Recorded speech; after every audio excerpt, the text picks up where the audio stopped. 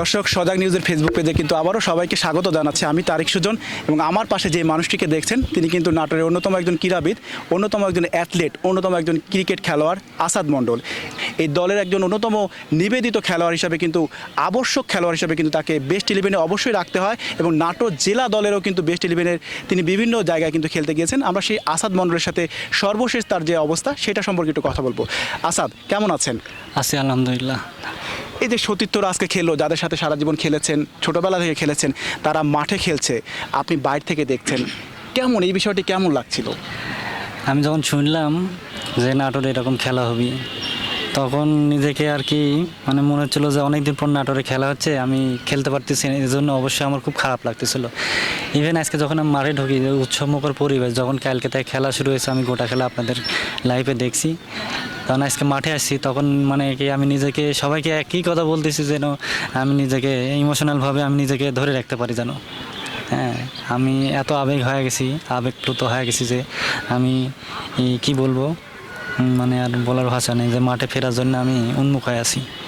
ইনশাল্লাহ আপনারা দোয়া করেন যেন আমি তাড়াতাড়ি সুস্থ হয়ে আবার মাঠে ফিরতে পারি।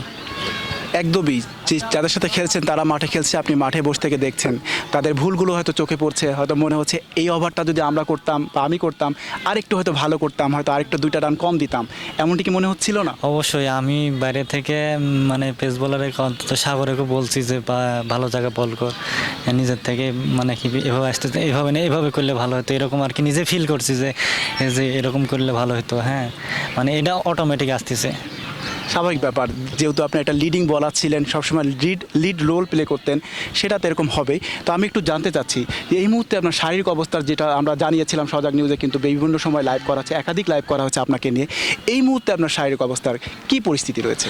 আলহামদুলিল্লাহ। আমার অপারেশনের প্রায় 1.5 মাস হয়ে গেল। আমি আজ থেকে 15 দিন আগে চেক আপ করে আসছি ডাক্তারের কাছে। ডাক্তার সেলাই খুলে দিয়েছে, সেলাই খুলে দেওয়ার পরে চেক আপ করে দিয়ে বলছে যে না, উন্নতির দিকে উন্নতি হচ্ছে, তবে অবশ্যই ডিসিপ্লিন থাকা লাগবে।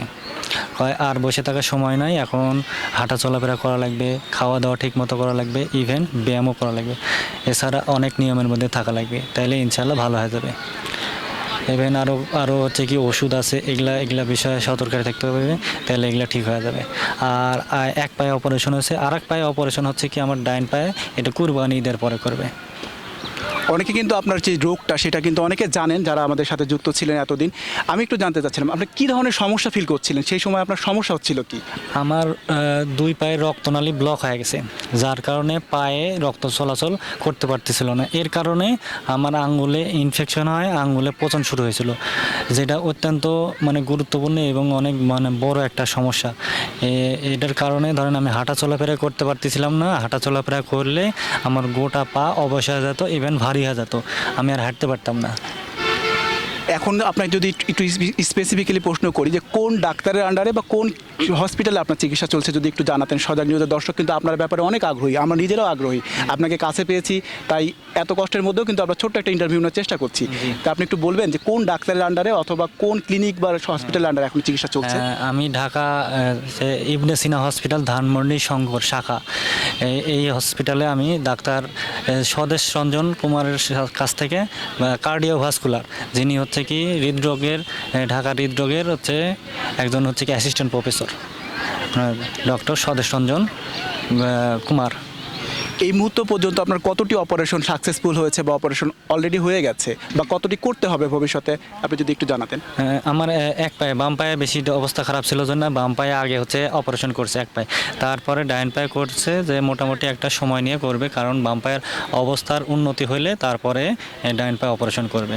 2 পায়ে 2টা অপারেশন করা লাগবে। এরপরে যদি এই অপারেশনের পরে যদি হচ্ছে কি কোনো সমস্যা হয় কিংবা আবার আগের মতো অবস্থায় ফিরে আসে, সেক্ষেত্রে একটু ভয়ানক হবে, কারণ একটা অপারেশনের পরে যদি ভালো না হয় সেক্ষেত্রে অবস্থা আরও খারাপ হবে। সেজন্য অনেক নিয়মে থাকা লাগবে এবং অবশ্যই মানে নিয়মের মধ্যে থাকা লাগবে এবং অবশ্যই আল্লাহর কাছে দোয়া করতে হবে যেন ওই অবস্থা না যায়। আপনি বললেন আপনার বাম পায়ের অপারেশন করা অলরেডি হয়ে গেছে, এটার কারণে কি কোনো একটু বেটার ফিল করছেন, আগের চেয়ে কিন্তু একটু বেটার অনুভূতি হচ্ছে? আলহামদুলিল্লাহ, আমি যখন হাঁটতাম তখন আমার দুই পায়ে ব্যথা চলে যেত। এখন হচ্ছে কি আমার বাম পায়ে অপারেশন হতে জন্য আমি বাম পায়ে আর কোনো এরকম আগে সমস্যা ফিল করি না। তো হ্যাঁ, ডাইন পায়ে এখনও ফিল করি, কারণ হচ্ছে কি ডাইন পায়ে এখনও আমার হচ্ছে কি অপারেশন হয়নি, এখনও আমার ব্লকগুলো আছে। তো এই ডাক্তার বলছে বাম পায়ে এমনভাবে অপারেশন করছে যে আমার মানে 50% রিকভারি হয়ে যাবে ডাইন পা, যে হচ্ছে কি অপারেশনের আগে। মোটামুটি আমি সেগুলোও মানে ফিল করতেছি। তাই অনেক ডিসিপ্লিনের মধ্যে থাকা লাগবে, খাওয়া দাওয়া থেকে শুরু করে অনেক ডিসিপ্লিনের মধ্যে থাকলে আরও উন্নতি দেখা পাবো। সেজন্য ডাক্তার একটা এক্সপেরিমেন্ট করছে। অসংখ্য যখন সহযোগিতার কথা বলা হয়েছিল, অসংখ্য মানুষ, অসংখ্য আপনার সহযোদ্ধা যাদের সাথে খেলেছেন তারা কিন্তু এগিয়ে এসেছিল। এই মুহূর্তে আপনার মানে কোনো অসুবিধা বা কোনো কিছু মানে বলার মতো আছে যে কোনো কিছু প্রয়োজন, এরকম কিছু আছে? না, আলহামদুলিল্লাহ, আপনারা সবাই মিলে আমাকে যে সহযোগিতা করেছেন, এই সহযোগিতার ফলে আমি হচ্ছে কি আগাতে পারছি। এবং তাইজুল ভাইকে অসংখ্য ধন্যবাদ। তাইজুল ভাই একটা বড় একটা আমাকে সহযোগিতা করছে, হ্যাঁ, যেটা না বললেই না। এটা অবশ্য আমি যখন হচ্ছে কি এক পায়ে অপারেশন করি তখন তাইজুল ভাই, তামিম ইকবাল ভাই আমাকে অনেক হেল্প করছে এবং আমার অপারেশনে ফুললি টাকা দিয়ে দিয়েছে। যাই হোক, আপনার ছোটো অনেক কিছু জানলাম, সর্বশেষ পরিস্থিতি। সজাগ নিউজ কিন্তু আপনার সাথে সবসময় রয়েছে এবং আমি এখনও কথা দিয়ে যাচ্ছি ভবিষ্যতেও সজাগ নিউজ থাকবে। সজাগ নিউজের দর্শকদের উদ্দেশ্যে কিছু বলা আছে? সজাগ নিউজের দর্শকের কাছে একটাই আমার জন্য দোয়া করবেন এবং আমার প্রতি যে আপনাদের প্রতি যে আমার কৃতজ্ঞতা, হ্যাঁ, এটা সারা জীবন থাকবে। আপনার যে রেসপন্স এবং যে ভালোবাসা, যে খোঁজ খবর নিয়েছেন আমি দেখছি কালকে লাইভে, এবং সবসময় আমি খোঁজ খবর নিই। সজাগ নিউজের মাধ্যমে আমি আপনাদের কাছে সাহায্যের হাত বাড়াইছিলাম, যার কারণে আমি এত সুন্দর চিকিৎসা করাতে পারছি। হ্যাঁ, ধন্যবাদ সজাগ নিউজকে এবং সজাগ নিউজের পরিবারকে, সবাইকে ধন্যবাদ আমাকে সহযোগিতা করার জন্য। অসংখ্য ধন্যবাদ আপনাকে। একজন ফাইটার, একজন ওয়ারিয়ার্স কখনো হারে না, হারার আগে হারে না।